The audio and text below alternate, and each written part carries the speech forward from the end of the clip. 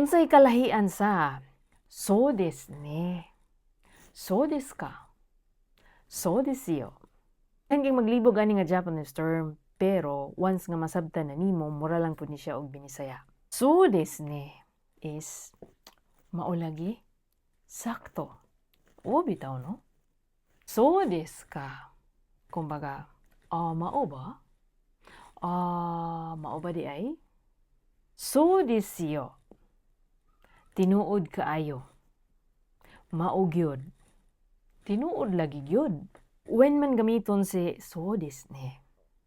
One, kanang moagri na ka sa istorya sa tao sa imuha. Kanang ning okay na ka sa gisulti niya sa imuha.